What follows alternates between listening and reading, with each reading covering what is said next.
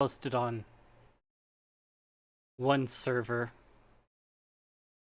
and I was trying to figure out something to do today, and this is it. After working really hard, someone mentioned this, and they mentioned that someone else should do a reading of it as a video. So I'm gonna take that idea and do it instead. So we're gonna read through the Prometheist Manifesto. So for those that are lazy out there, they don't have to read it themselves.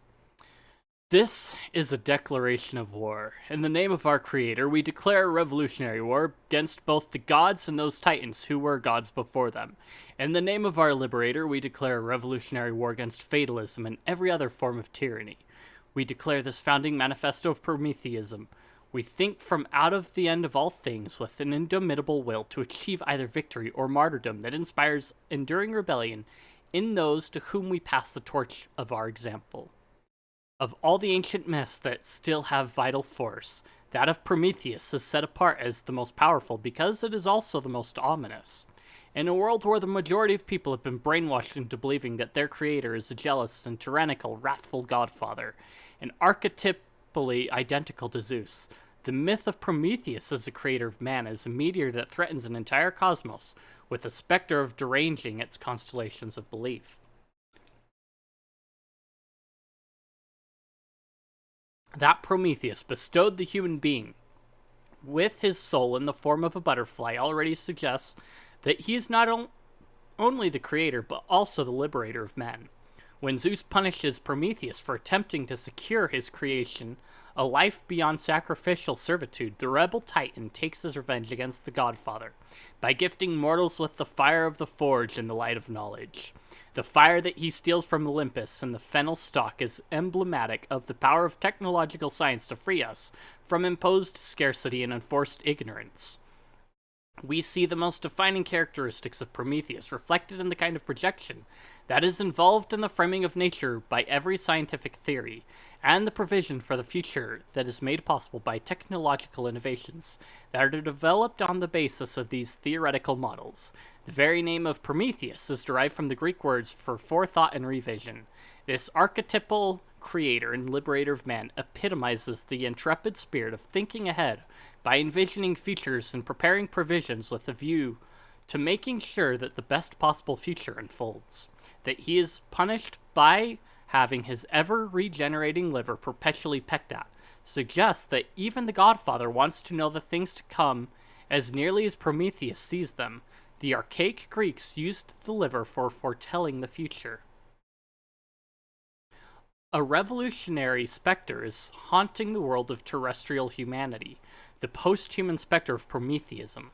When Karl Marx identified communism as a specter, he was right. He may have been mistaken about how it would end, but the specter of communism did dominate half of the planet for most of the 20th century. In the mid to late 1800s, when modern communism was still a fringe socio-political movement, this was hardly conceivable. That is why, despite his avowed atheism, Marx deserves his place among the ranks of prophets. The Prometheus will be as seductive, powerful, feared and hated in the 21st century as the communist was in the 20th century. The first thinker of apocalyptic essence of technological science is Martin Heidegger. He has a handful of insights that are astonishingly prescient and even futuristic in a sense that the Italian futurists of his own early to mid 20th century, Milieu, would have appreciated. The first of these is that technology is ontologically prior to science, rather than being a practical application of what is known about objective reality. By means of theoretical science, science is always already technoscience. The most shocking implication of this is that the physical universe does not pre-exist our tools in objective fashion, since any and all knowledge we can have about it is the result of technology, and is fundamentally conditioned by the modalities of experience afforded to us by crafted things. The second is that humans have a unique relationship to technological science or technoscience, one which would be described as co-constitutive, or that renders our existence uniquely problematic and dangerous. not just dangerous to ourselves, but to the cosmos, or being as such. The universality of this threat brings us to Heidegger's third revolutionary insight, which is that technological science has the power to assimilate, encompass, reorganize, and eclipse all that is seemingly natural, not just human nature, but the worldhood of the world as such. Here, Heidegger is anticipating not just biotechnology, but also virtual reality, i.e., the world as picture, and contemplating their significance on an existential level. The fourth thesis of Heidegger's interpretation of technological science is that its development is not only teleological, purpose, goal-directed, but also apocalyptic. It destines us through meaningfully successive epochs to an end of history, after which our existence will be almost inconceivably transformed. Moreover, this end of history is not subjectively relevant to Homo sapiens on the planet Earth. It is, as Heidegger imagines it, the ultimate event in the history of being, and of being's revelation of itself in different modalities and in the guise of various worldviews. Fifth and finally, this apocalypse is also a revelation in the original Greek sense of that word. Heidegger thinks that only a god can save us from the danger of total instrumentality and most degrading objectification of a no longer human existence. The irony is that, as I argued in Prometheus and Atlas, the same deity that can save us if we consciously recognize its power is the titan that is a specter driving technological scientific evolution through the epochs leading up to the end of history, Prometheus. The specter of Prometheism is synonymous with the retrieval and cultivation of the only ethos capable of enduring that imminent global catastrophe, known as the technological singularity. This singularity confronts us with the prospect of the end of humanity, the end of history, and the end of reality. The tripartite distinction is not arbitrary, that expresses the three most elemental dimensions of the revolutionary transformation of our existence through the daemonic power of technological science.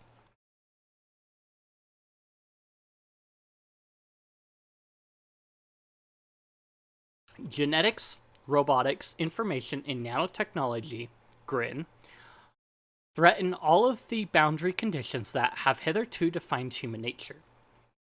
Genetic engineering promises to drastically extend the human lifespan, eliminate all heritable diseases, boost the immune system, make it easier to build muscle mass, and most importantly, increase mathematical and spatial reasoning as well as memory capacity to superhuman levels hitherto only achieved by computers. At the same time, the robotics revolution finally promises to bring all human drudgery to an end. When combined with advances in information technology that are yielding specialized AI or expert systems, robots will be able to outperform humans in every field of labor that does not involve the most dynamic forms of creativity and the artful imagining of new ideas. When one considers the potential of nanotechnology, the projected impact of this robotics revolution on economics and industry becomes mind-blowing to contemplate. Ultimately, almost anything could be manufactured by anyone through the rearrangement of feedstock on a molecular level inside of tabletop machines that are the successors of today's three-dimensional printers. Meanwhile, if biotechnology had not cured cancer, even the most metastasized cases of it, including those affecting the brain and spine, could be dissolved by nanobots, performing hitherto impossibly precise surgery at the molecular level under superhumanly intelligent control. The cybernetic combination of biotechnology, including cloning and robotics at a nanoscale of engineering, will make any damage to the body possible to repair and any organ easy to replace. Taken together, it seems that genetics, robotics, information, and nanotechnology promise us an evolution into a race of supermen. On the other hand, the GRIN technologies confront us with the prospect of bringing about an end of humanity, in ways that are much more deeply disturbing, disconcerting, or even horrifying. At the very least, genetic engineering will bring an end to the exclusive sexual dimorphism that has thus far been characteristic of the human species. The psychological power of archetypal androgyny is such that, in the context of contemporary hormone replacement therapy and plastic surgery, it has already led to the rapid rise of a transsexual community. consequently widespread CRISPR-style gene hacking of tomorrow, when taken together with cybernetic modifications by means of nanotechnology, will undoubtedly yield veritable hermaphrodites as a significant subset of the post-human population. Much more disturbing is the prospect of the splicing of human and animal genes, leading to the transformation of certain species of animals into chimera that possess certain quasi-human or even superhuman characteristics. What was envisioned in Planet of the Apes pales in comparison to some of the monstrous possibilities in play here. Then there's the attempt to replicate human intelligence inside of a silicon-based neural network. The Terminator franchise has made it clear what a Frankenstein's monster artificial intelligence could become, especially if the murderous post-human AI in question has a race of inhuman robots under its control. What if this AI could also hack programmable nanobots? Instead of an accidental or randomly generated virus that results in nanobots melting the molecular structure of everything in the world, our bodies included, into a gray goo, what if an AI were to seize control of these nanobots and use them to recode the molecular structure of the natural world, cityscapes, and even our own brains in ways that suit purposes that remain inscrutable to merely human minds?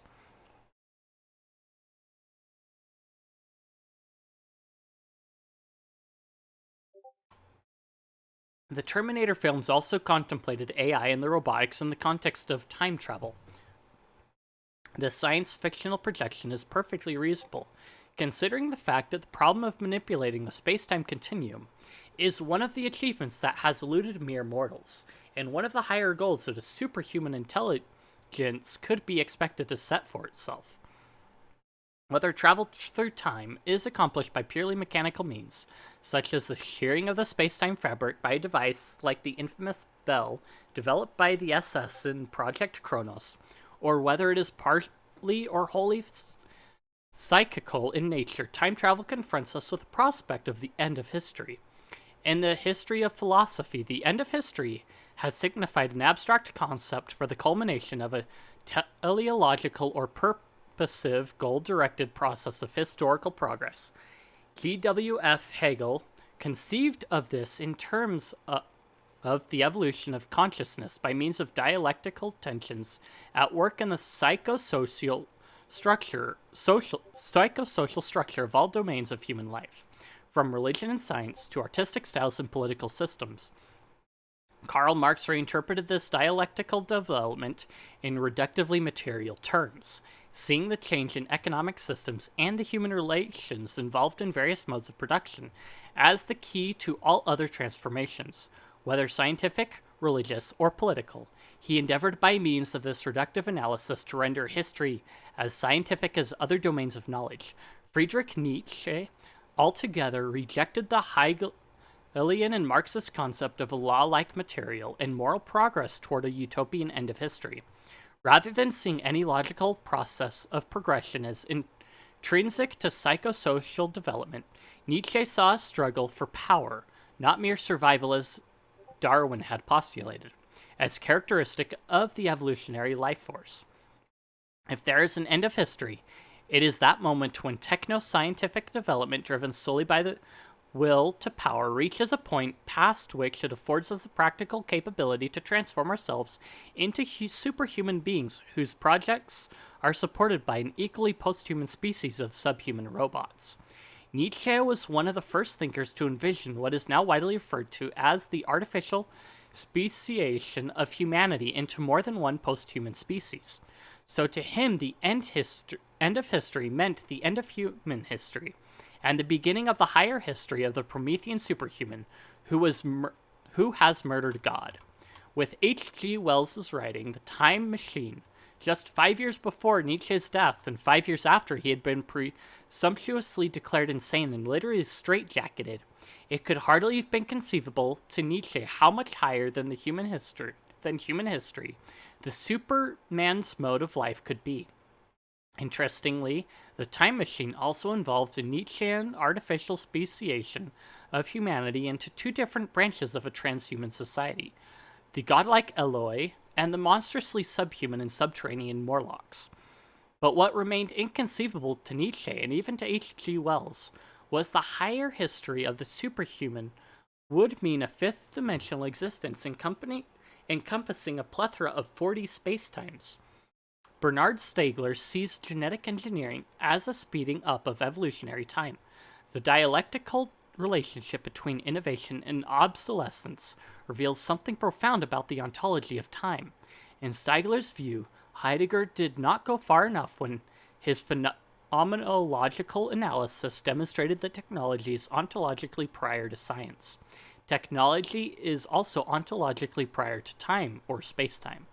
That speed is faster than time is an ontological truth revealed by a machine that breaks the time barrier and breaks the whole 4D Cartesian framework of spacetime in modern physics together with it. Since the days of Descartes, even every schoolboy has been taught that time is a fourth dimension of space. But if it is possible to achieve a speed faster than time, then this entire Cartesian ontology must be scrapped. What is at stake here is not the loss of any particular scientific theory, but the entire theoretical framework and way of reasoning that has been paradigmatic for every theory in physics for the last several centuries. Speed is not a function of time and space. Time is a function of speed.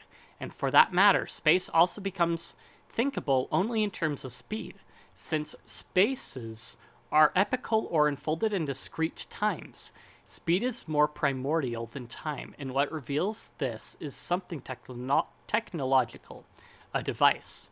Stiegler implies that he is talking about a time machine. This could be Ronald Mallett's design for a machine that warps space so as to be able to send particles back in time through a tunnel of laser beams. It could also be a spaceship traveling into the future of Earth by approaching the speed of light. These are two examples of time machines that would represent a technological realization of what F.T. Marinetti heralded in the Futurist Manifesto, when he anticipated Stiegler by declaring that technologically engineered speed can overpower spacetime. To put it in mythic terms, this would be to torture and perhaps even murder the Titan Kronos, the god of time. Even if we take the simplest and most uncontroversial type of time travel, namely travel into the future through space travel at near the speed of light, the psychosocial and biological implications force us to think beyond human limits. Think of what happens here. By the time the spacecraft turns around to come home, the home that one knew is gone because hundreds of years have elapsed on Earth, whereas the astronauts have experienced the journey as only taking a few months or weeks. The device, the spaceship, qua time machine, is allowing the techno-scientifically empowered man to overpower time and travel as far into the future as his will determines. Earth, with the lived experiences of everyone on it, is warped by the tremendous speed of a machine, crushed like a tin can and made to become Earth in the future at a time of one's choosing. A civilization that routinely sent spaceships out from Earth or any other colonized planets at near the speed of light and then had them return from these missions would be so radically different from any society known to history that it has to be considered post-historical, if not post-human, by comparison. Hundreds or even thousands of years could elapse on the home world, whereas only a few years, or in the case of cryogenic hibernation, maybe only a few days, would have passed for those on board the spaceship before they returned to their point of origin. A society capable of fielding such missions would require political stability so far exceeding that of any society known to history that it is almost unthinkable. Try to imagine a government capable of sustaining hundreds of Apollo-type projects that would each span thousands of years before the astronauts sent out on any of these missions would be safely returned. For one thing, this would be impossible without a significant extension of the human lifespan through genetic engineering.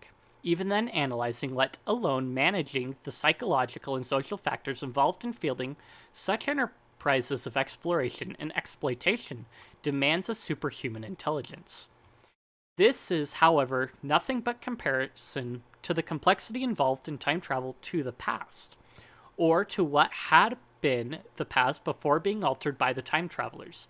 Despite the protests of overly rationalistic logicians, it may be possible to retroactively change history in a manner akin to the retroactive collapse of the wave function in the case of Schrödinger's cat with its cells suspended in a ghostly quantum superposition between life and death. The Mandela effect suggests that it is not the case that only unobserved past events are susceptible to retropsychokinesis. Moreover, there are tantalizing physical traces suggestive of time travelers who may have already effaced a different version of the present or features that may now never come to pass. The capability to time travel, whether by mechanical or psychical means or some synthesis thereof, would indeed be the greatest weapon in the most terrible war of all, the Change War. What human being could bear the thought of being subjected to repeat revisions of the timeline of his life, tragically losing what would have been lifelong loves or facing the horror of Holocaust that, in an earlier version of history, had not shattered all of his hopes?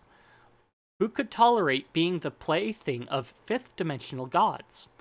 No one other than the Prometheus, who joins their ranks himself, perhaps with much nobler ideas about how to shape histories. It is possible that this means something like hacking through the coding matrix of a simulation and becoming one of its programmers.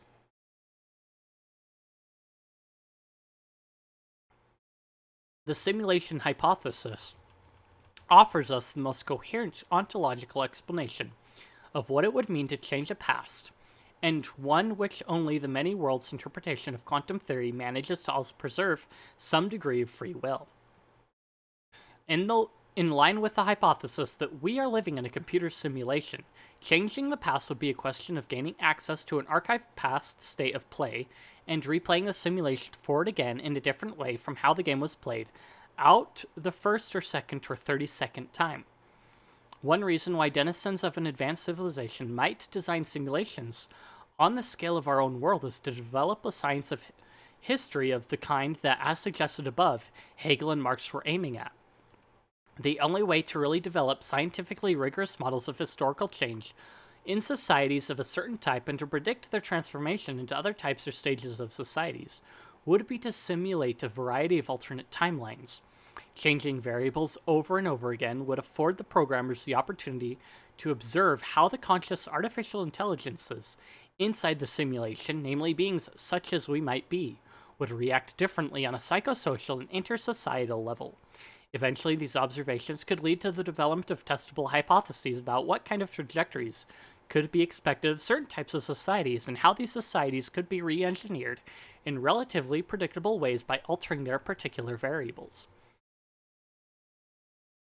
Different scales of time dilation on various levels of layered simulations, comparable to the incommensurable timescales of dreams within dreams, could allow the programmers to observe these simulated histories in something akin to fast-forward mode, working through avatars of putative time travelers to manipulate variables within many such parallel process simulations. Laws of history could emerge from out of the computer systems of the programmers in a fraction of the time it took for the psychohistorians of Isaac Asimov's Foundation to arrive at a scientific understanding of historical phenomena. Whether such a lofty goal motivates the programmers of our simulation, or whether it is just a gigantic arena of entertainment for sadistic archons who enjoy entering into games like the Second World War, there are unfortunately good reasons to take the simulation hypothesis seriously. Numerous hitherto puzzling aspects of quantum physics make much more sense when they are set in the context of what we know about how computer games work. So-called quantum superposition and wave-particle duality may just be optimization functions of a computer system that does not render any part of the coding matrix that is not being observed by at least one conscious participant inside the simulation. That would afford quite a lot of optimization indeed and save a great deal of processing power, especially if it were the case that most of the people inside the simulation are actually non-player characters, rather than conscious AIs or avatars of the programmers. The quantized quality of spacetime itself, which is counterintuitive based on our experience of spatial continuity, and our experiential time continuum is exactly what one would expect of a pixelated world. The Planck length of quantum physicists could just be describing the magnitude of a single pixel. What Einstein found objectionable as the spooky action at a distance of quantum entangled particles might simply be a coding sequence akin to the kind of instruction programmed into video games to make sure that when a certain set of pixels change against a fixed background, another seemingly disparate grouping of them always also changes at the same time. In other words, while seeming to be distinct pixels, or as the case may be, particles, observed by quantum physicists, these entities are actually images projected from a deeper and hidden level, namely that of the programming code, wherein they are not as distinct as they seem to be. David Bohm referred to this deeper sub-quantum level of the universe as the implicate order and compared it to the seemingly chaotic swirl of interference patterns on a piece of holographic film that is only unfolded into a holographic projection when subjected to a beam of laser light. Bohm saw many of the properties of a hologram at work in the paradoxical non-locality and entanglement of quantum physical phenomena. He ultimately concluded that we are living inside something like a dynamic hologram, a holographic universe. We truly arrive at the end of reality when we realize that holographic universes may be nested within one another, the way that dreams with different time dilations can sometimes be. Many phenomena hitherto deemed paranormal make sense in the context of the simulation hypothesis, whether in the form of holographic universe theory or in the terms of other models of global, if not cosmic scale, simulation. Telepathy, clairvoyance, precognition, psychokinesis, teleportation, reincarnation, and even astrology are no longer anomalous. Once we accept the putative laws of nature are just programming code in the physics engine of a game, and that meaning structures such as karma and synchronicity are part of the storytelling fabric of a cosmos that has an intrinsically and intentionally narrative structure. This is very much akin to Heraclitus's concept of the cosmos as logos. The question is how much control we dare to demand over telling the story that we are a part of. Before assuming a Promethean stance with respect to that question, we would first have to face the end of reality, realism and rationalism that is based on a verificational conception of truth, as an adequate mirroring of objective reality by acquiring knowledge, has to be abandoned in favor of radical pragmatism. The truth is that what works, what we have the power to make happen, and as Arthur C. Clarke prophetically claimed, any sufficiently advanced technology is indistinguishable from magic. How many people are ready to live in a world that is undeniably recognized as magical, especially if it requires swallowing the bitter red pill that those who currently control this prison planet are black magicians? What if these occulted techno-priests even have the power to pull the plug on our simulation? If those within it aspire to break out or simply demand a world that is on par with that of the programmers and therefore too taxing for whatever information processing system is a substrate of this virtual reality?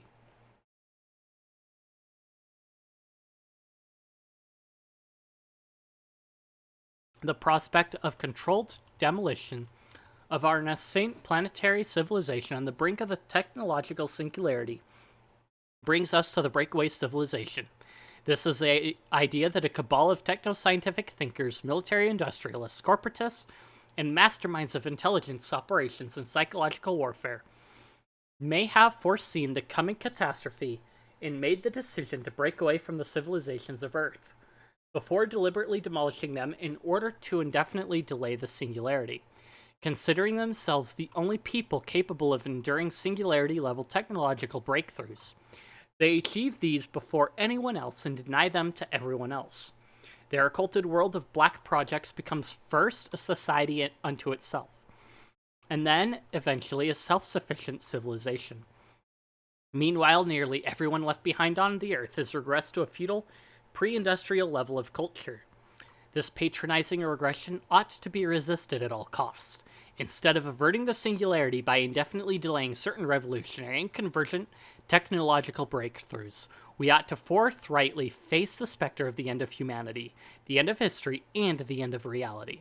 The survivors of this apocalyptic end of all things ought not to be a self-appointed elite of soulless corporatists, arms dealers, bankers, and second-rate sellout scientists. Rather, the future should belong to those with the Prometheus ethos and the creative genius to craft a positively post-human community from out of the singularity's fiery forge. Many aspects of the technological singularity threaten us with the prospect of a totalitarian socio-political system. They certainly demonstrate how Ayn Rand's libertarian vision of the breakaway civilization of Atlantis is not even remotely viable. It was intrinsic to Rand's vision that the geniuses who broke away would, after withdrawing their talent and productive power from the world outside Atlantis, leave people to their own devices. Coercion was antithetical to the ethos of her utopia. By comparison, certain technologies converging into the singularity, such as genetic engineering, nanotechnology, artificial intelligence, robotics, and zero-point energy, pose such global and uncontainable threats to each and every human individual that guaranteeing any one personal security, let alone privacy or liberty, in the face of them would require a world state with more control over its population than any regime in history. Atlas can never afford to shrug unless he is willing to go all the way and build a breakaway civilization at the expense of the engineered regression of the rest of the world to barbarism.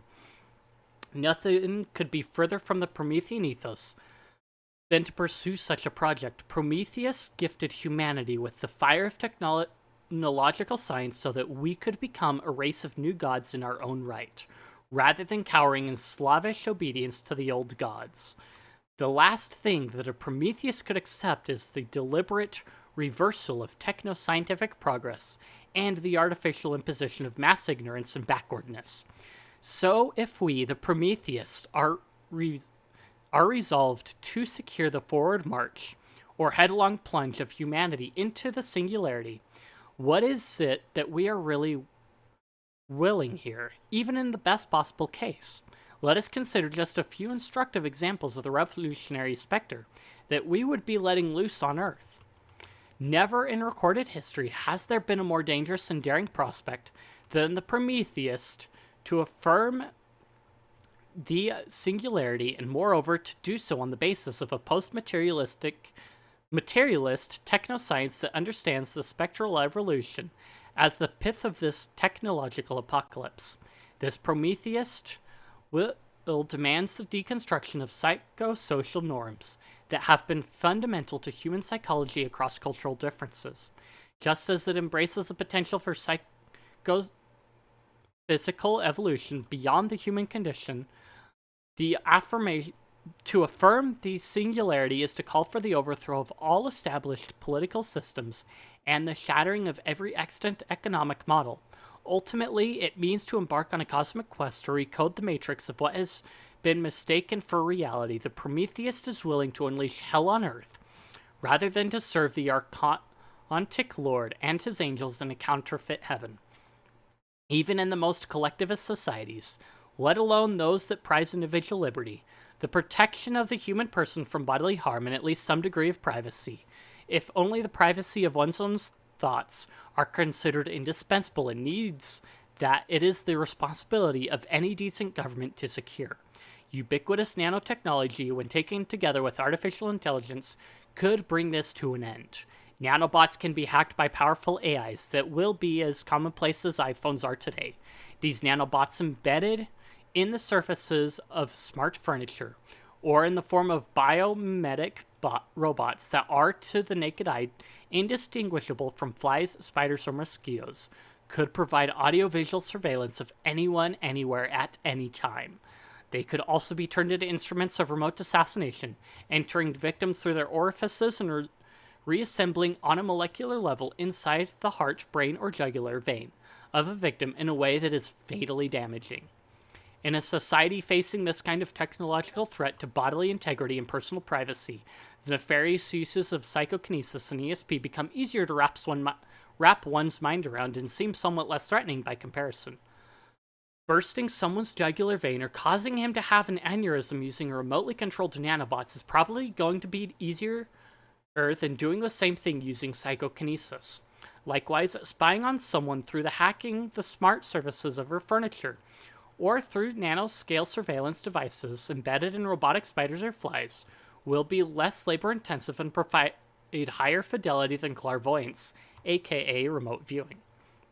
Of course, there might be a technologically augmented form of clairvoyance that provides even higher fidelity and broader range. As direct neural interfaces are developed and computer rendering of images within the brain becomes more effective, a cybernetic fusion of a clairvoyant with a computer may become the ultimate surveillance technology. The only form of psi that is likely to remain unmatched by mechanical technologies for a long time, if not indefinitely, is telepathy. But again, cybernetic brain implants made possible by nanotechnology could focus telepathic penetration of another person's mind and increase the signal-to-noise ratio. These telepathic impressions could also be recorded by the same cybernetic technologies now being proposed to record one's own thoughts, so that a cybernetic telepath could function in a manner akin to the angels in the Quran, that are said to record not only the deeds but also the inner thoughts of the individual that they are tasked with observing. The only way to deal with these nightmarish possibilities without establishing a totalitarian regime that would tightly control the uses of such technologies and psychical techniques would be to create a maximal trust society. There are many other reasons why the advent of the singularity makes this a survival imperative for anything remotely resembling humanity. For example, a zero-point energy ZPE device is not only a time machine, but could also be transformed into a bomb many orders of magnitude greater in destructive force than a nuclear weapon. Just as nuclear power is a dual-use technology that can be used for energy generation, but also for manufacturing bombs, the same is true for ZPE.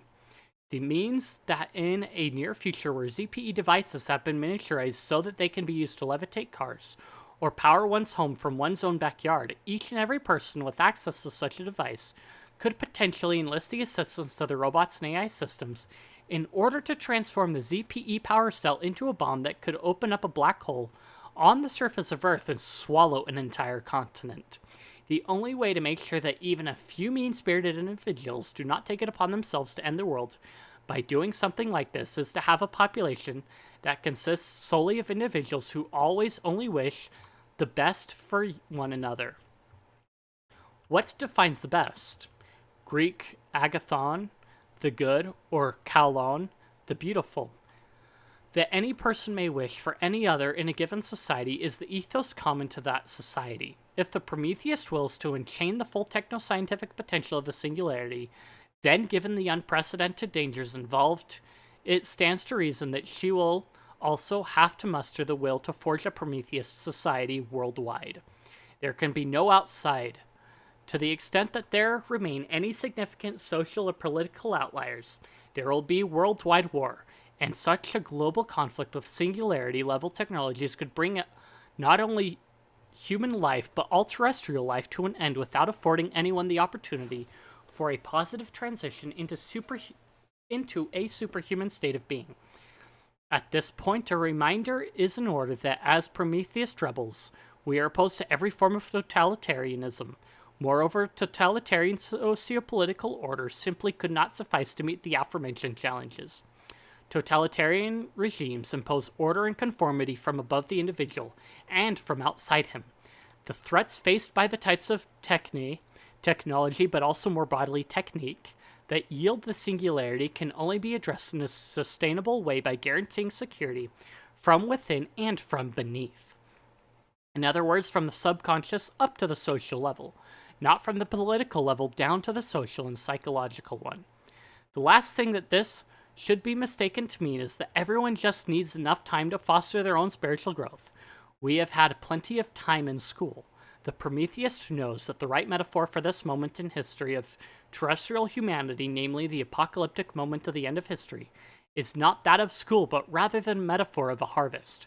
We have no more than 30 years before we have to face either the full force of the singularity or a controlled demolition of technological societies on this planet at the hands of a breakaway civilization that regresses the planet to, at best, medieval neo-feudalism. The new ager hippy-dippy view of the Earth as a school is in light of the concrete situation facing us, an implicit affirmation of the breakaway civilization's plan to force us all backwards.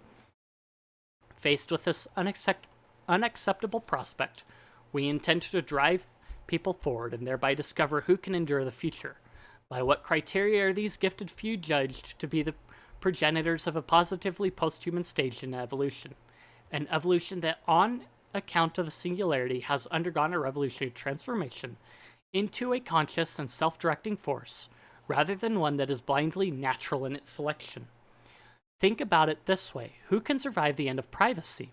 someone who lives with such authenticity and integrity that he has nothing to hide, who can be allowed to live in a world where personal safety and preservation of bodily integrity from harm cannot be guaranteed by any system of law and order. Only someone whose worldview from the subconscious level upwards is oriented toward a kind of personal enrichment that profoundly affirms the liberty of others and their pursuit of their potential. Who would remain a constructive member of society in a world where all manual labor, merely calculated labor and repetitive tasks, can be more effectively performed by robots and artificial intelligence? Only someone who has new ideas, creative visions, and profound psychological insights to offer that world.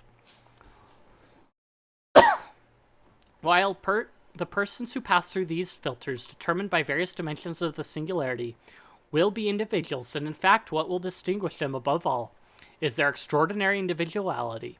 There is a way to estimate just how many, or rather, how few in number they will be as compared to the general population on this planet. If certain prevalent ideologies and worldviews demand a type of adherent that is radically incompatible with the kind of personal negatively defined above, then as many people as affirm one or another of these belief systems also fail to meet the aforementioned criteria. Judaism, Christianity, Islam, and Hinduism, in their conventional and most common forms, are all religions that demand a type of believer who does not have the qualities of the individual capable of taking the revolutionary leap that lies ahead of us. Liberal democracy, capitalism, National Socialism, social democracy, communism, and Confucianism are, among others, socio-political belief systems of which the same can be said. Finally, adherents of putatively scientific materialism who dismiss the spectral on account of a reductively mechanistic mindset which denies even the possibility of free will are no more responsible and fit to endure the post-singularity world than, say, Muslims.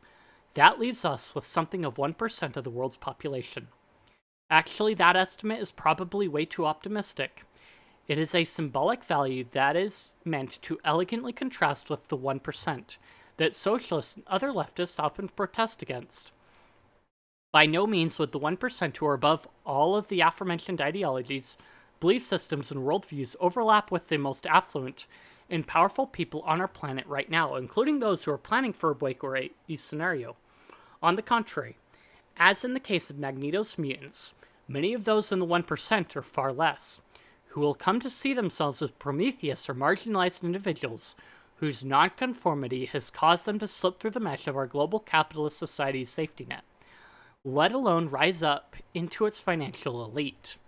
The brand of fascist, whose modus operandi is destructive departure, is no better than the many categories of people excluded above, which fascist elites who advocate a breakaway would like to keep around in sufficiently small numbers as a slavish population living under conditions of neo-feudal serfdom.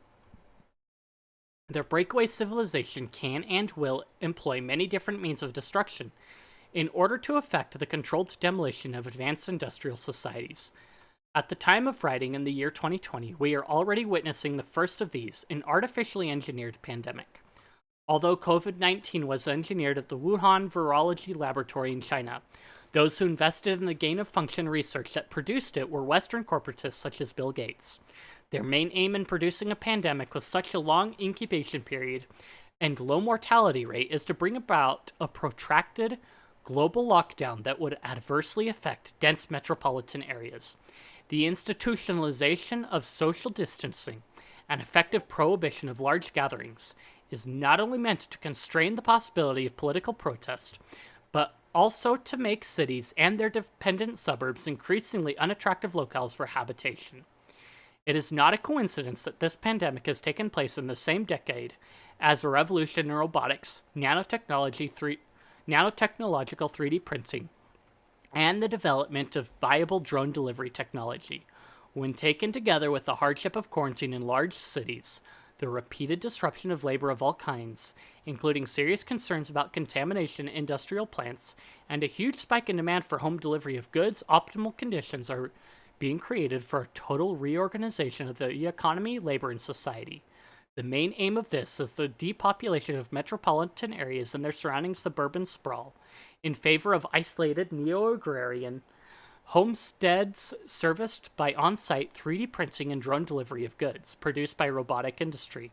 Social connections will be increasingly shifted into cyberspace, which is a medium of communication amenable to total surveillance by agents of the breakaway civilization. This is being done with the foreknowledge that a massive coronal ejection from the sun, for which we are long overdue, will destroy all electronics with its electromagnetic pulse. The aim is to isolate most people before this happens, and to make them dependent on an automated economy and industry, as well as on electronic communications through cyberspace, as their last social lifeline to one another.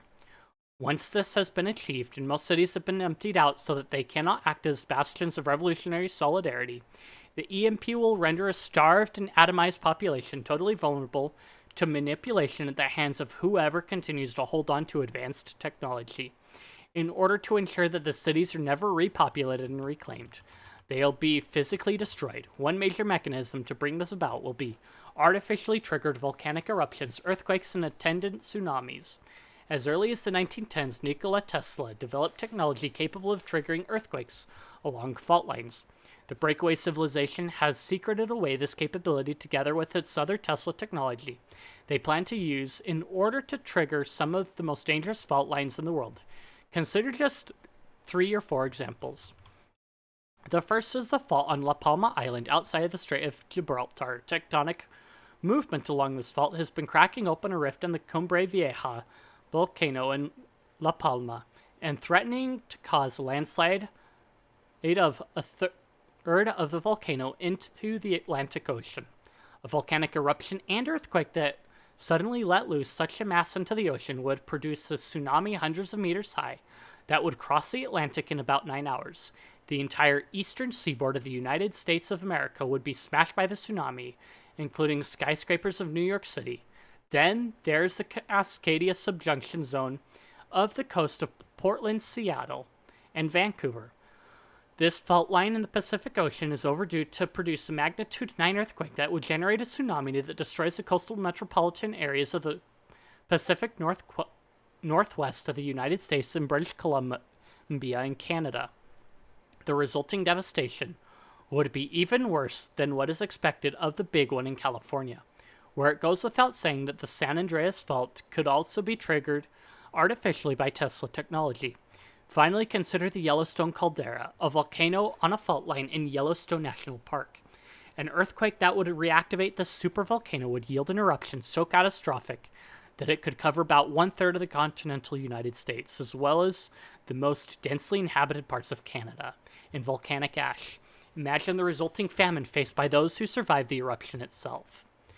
Food exports from the United States and Canada are the major source of the survival of the African population. Any catastrophe that would produce a food shortage in these nations that, before the COVID-19 pandemic, had a large agricultural surplus would mean that no one in Africa could live off of imported food. Hundreds of millions of Africans would die of starvation and increased vulnerability to disease within a year. There are other ways to produce famine besides volcanic eruptions, earthquakes, and tsunamis. Famines and droughts could also be produced through engineered abrupt climate change. If directed energy weapons were to be used to shatter and melt the ice sheets currently covering Greenland and Antarctica at a much faster rate than expected, the sudden change in Atlantic Ocean salinity, and therefore relative water density, would shut off the North Atlantic current that conveys the warm water to northeastern America and western Europe.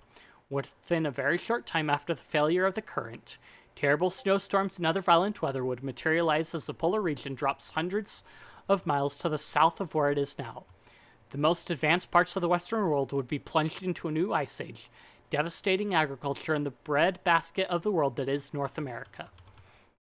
Still, it must be understood that the breakaway fascists who are planning for this destructive departure are far more compassionate than Prometheus.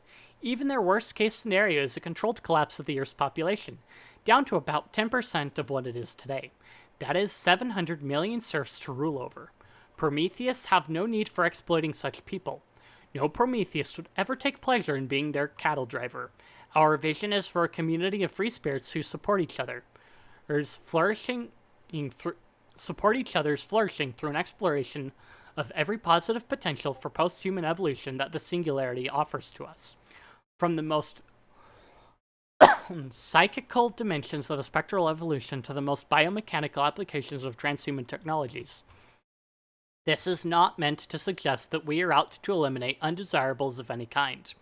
What it means is that in the event that the controlled collapse begins to be engineered by those in the breakaway civilization, mainly through the convergence and rapid succession of a variety of seemingly natural catastrophes, we will refuse to defer to the supposed wisdom of the architects of this apocalypse, since we are unlikely to have the power to stop the breakaway elite from starting the collapse. It stands to reason that resisting them after they have already initiated it will turn a controlled collapse, namely one that they have under their archontic control, into an uncontrolled collapse instead of a neo-feudal world depopulated over several decades down to 10% of the current global level, which is a population equal to that of the Earth at the dawn of the modern scientific industrial age, circa 1750. We could instead face the extinction of Homo sapiens. The Prometheus will prefer the risk of this extinction to any planned retreat or deliberate regression, making every effort to ensure that the extinction of the human race is synonymous with an evolutionary revolution inaugurating Promethean post-humanity.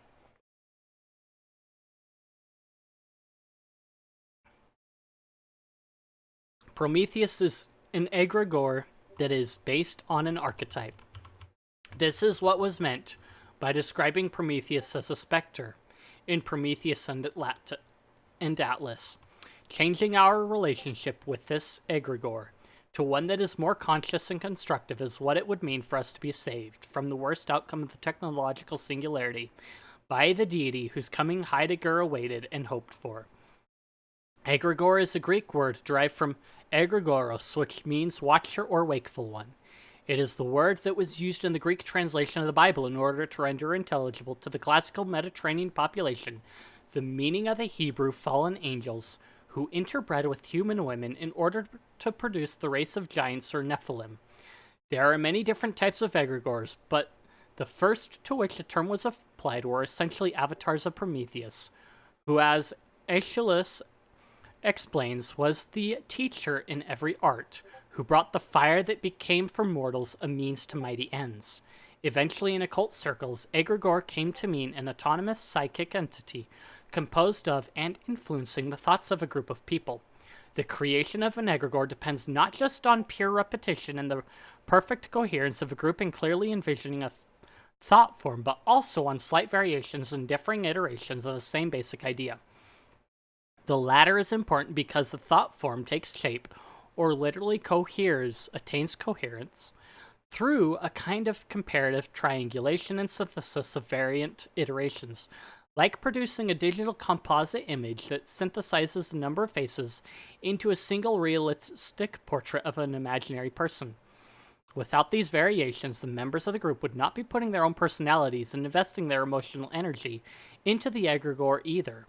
It is not enough for each of them to mindlessly repeat a pattern that has been perfectly predefined, perhaps by the group's leader or based on a pre-existent text. On the other hand, the internal structure of an egregore can only be tweaked so much before it reaches a tipping point wherein it either collapses or turns into something else. Another key characteristic of the formation of an egregore is that the psychic energy involved does not openly radiate from those who are conjuring the thought form. Rather, the quality of energy at work in egregore formation is that it unfolds or coagulates. This is very significant because it means that something like universal love can never generate an egregore. Emotions such as love, compassion, forgiveness, healing, and peace, especially when they are universally intended, have an open and expansively radiating quality. By contrast, brooding determination, visionary and active anticipation, disciplined creation, and most certainly defiance, vengeance, wrath, rage, and hatred are enfolding emotions. They fall back in on themselves, reverberate, resonate, attune, and amplify. It is, of course, not only possible, but likely that these emotions will be uncontrolled and dissipate in wild outbursts. But if they are controlled and mastered, they can be channeled into the creation of an egregore. Egregores can and do fight against one another on the astral plane, especially the egregores of nations, those city-states, republics, and empires that truly attained greatness and glory in the course of human history, all had egregores watching over them. Examples would include Athena in Athens, Mithra in Iran, Wotan in Germany. The egregore of a nation can change, for example. Marianne becoming the egregore of France from the Revolution of 1789 and onwards. Some occultists have interpreted the collapse of the Roman Empire in terms of the disregard and degradation, if not destruction, of its egregore through the adoption of Christianity as the official religion of the realm. Julius Evola confessed that an occult ritual secretly held in Rome in 1913 aimed to revive the egregore of the Roman Empire, and this is what led to both Italy's defeat in World War I and also to the rise of Benito Mussolini. The person who handed Mussolini the fasces during the March on Rome was a member of this esoteric society, and the particular fasces that was employed in the ceremony had been crafted by them. A weak or dead egregore is easier to modify than one that remains strong and vital. This is obviously relevant to the egregore of Prometheus, which has something else in common with the egregores of nations. It is based on an archetype. The relationship between egregores and archetypes is a deep and complex philosophical question. That question has to be explored on the way to understanding that what was really meant in Prometheus and Atlas by the claim that Prometheus is a specter.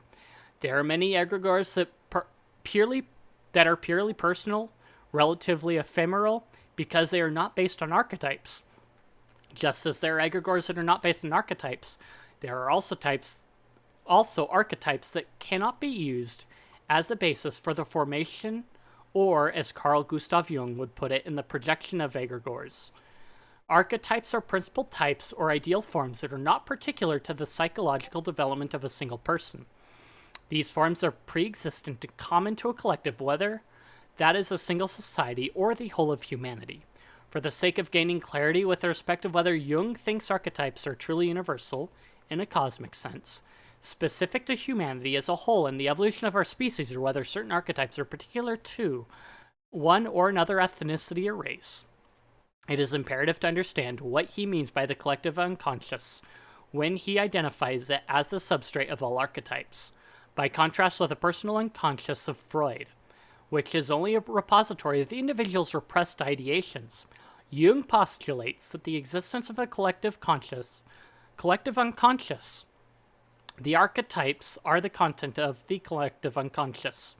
At times, he describes the collective character of this unconscious as universal. However, at other times, it seems relevant only to certain groups, so that we are dealing with not the collective unconscious, but with the unconscious collectivities of the kind that produce egregores. In any case, archetypes are always unconscious, and a representation that is consciously cognized is not an archetype, even if it may be archetypal in origin. In the life of each person, archetypes produce projections from out of the collective unconscious that shape that person's relationships. Projections can be experienced in the form of visions. The individuation process is Jung's term for the integration of the unconscious into the conscious in order to overcome a pathologically dissociated state. On account of the relatively autonomous character of archetypes, a dialectical procedure is required for this. It cannot be done by a person alone, using his own natural faculties. The personal unconscious is constituted by what were once the contents of one's own conscious experience, but were either forgotten or more likely repressed, i.e., deliberately forgotten. Jung refers to these psychological complexes. The contents of the personal unconscious form the shadow which cannot be reasoned away or rendered harmless by merely intellectual rationalizations. It must be honestly confronted before it stops uncontrollably dominating one's behavior. By contrast, one's personal experience is not the source of the contents of the collective unconscious, namely the archetypes. Although these archetypes do deeply impact and shape how one experiences life, their equivalent of the shadow can hang over an entire society or haunt whole civilization. Prometheus has hung over and haunted the modern world like a shadow. On numerous occasions, Jung asserts that the archetypes are nothing other than the gods that people once believed in. Jung thinks that people who claim to have no religious ideas or spiritual ideas whatsoever are fooling themselves and others, no matter how convinced of this they may seem. The abandonment of Judaism, Christianity, or Islam for communism is one of many examples of exchanging one faith for another. Jung thinks that being subjective to the intensity of religious ideas that are archetypal in nature is intrinsic to being human. However unconscious a particular individual may be of what religious ideas is infusing his life with energy and vital force. What Jung means when he writes about the most extreme cases of the projection of personified archetypes and the manifestation of an egregore through the acute activation of an archetype, which may have lain relatively dormant for a long period of time. Just like a human being who needs periods of rest, the long-term maintenance of an egregore will also require periods of relative inactivity and restorative revitalization on the part of the members of the group that sustains it. One could see the long slumber of the medieval period in European history as the restorative rest for the Prometheus egregore that was reactivated in the Renaissance and has dominated modernity, albeit unconsciously, as archetypal projections do. The archetype of Prometheus certainly subsisted during the medieval epoch, but its egregore was relatively inactive, perhaps even dead, so that the return of Prometheus is a process of rebirth, or the revitalization of a dead egregore, as if by artificially directed lightning in Frankenstein's laboratory. What was meant in Prometheus and Atlas by describing Prometheus as a specter was not just that this titan is an archetype capable of projecting an egregore, but that this projection is unique insofar as it is the archetype of projection as such. Not projection in Jung's sense, but to have a project and to project an outcome so that, as part of one's project, an undesirable outcome can be changed into an end that one aims to achieve or actualize. As noted at the outset of this manifesto, the titan's name is rooted in the Greek word for prevision and anticipatory calculation, with a concern for the future. That is what Prometheus means in Mathos.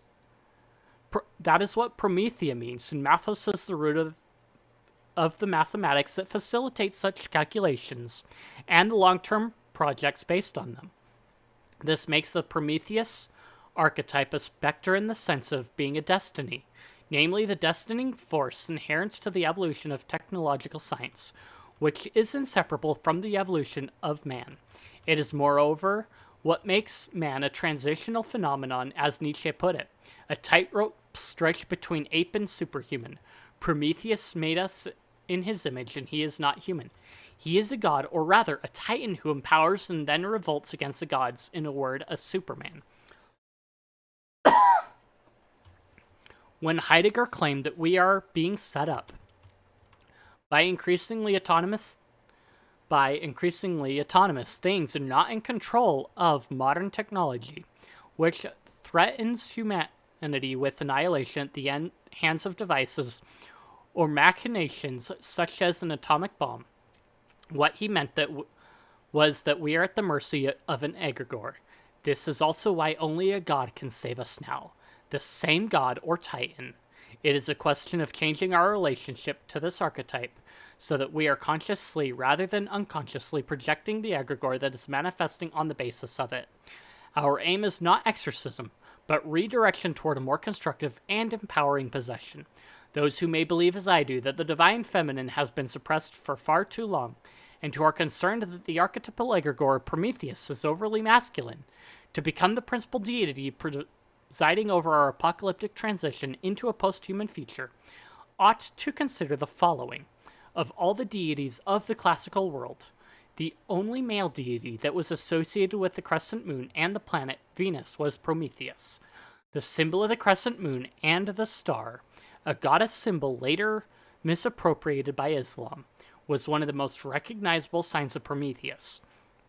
Of course, this also connects Prometheus to Lucifer, Venus, the morning star, or a bringer of the dawn's light, that dawn which is to be a harvest symbolized by the sickle. In any case, as the progenitor of a humankind that had not yet sexually been sexually differentiated, a subsequent punishment from Zeus. Prometheus, who made primordial humanity in his own image, can be imagined as androgynous or hermaphroditic. This sexual ambiguity also suits his status as a trickster deity, since tricksters appear as gender benders in many ancient and shamanic spiritual traditions. It is, in this regard, not at all incidental to note that the first contemporary attempt made to invoke Prometheus as an egregore conjured her in feminine form as the demigoddess, Promethea.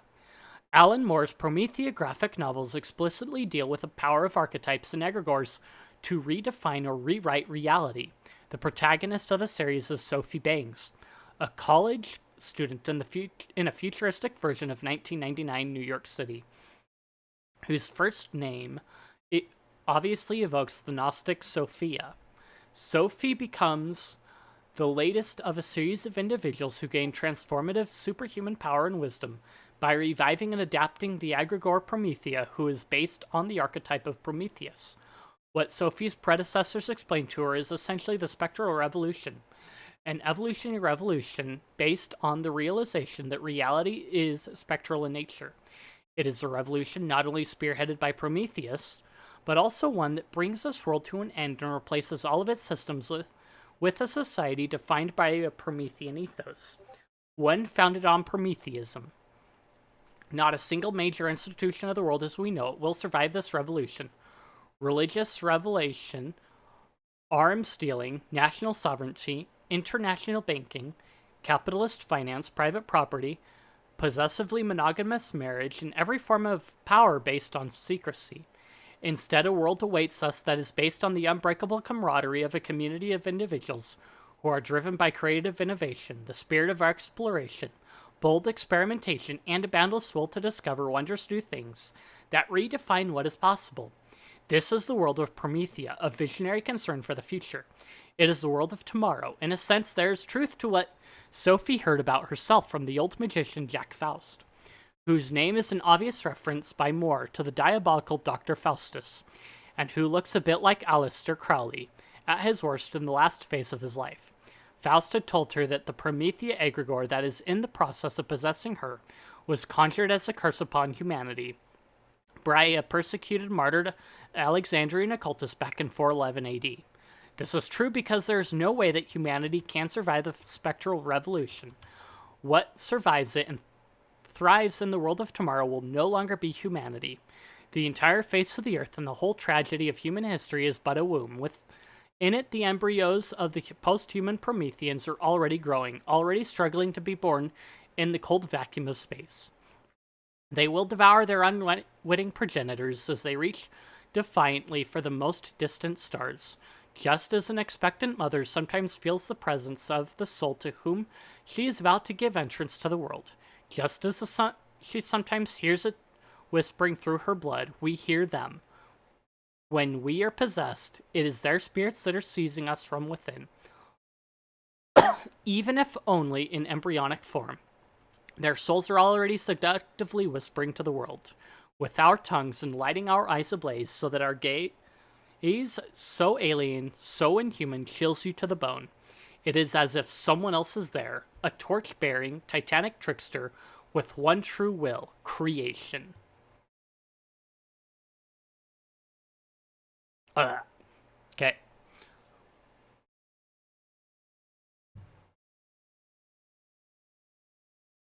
Now that that's over, you know the whole spiel. You know what to do and that kind of thing. I got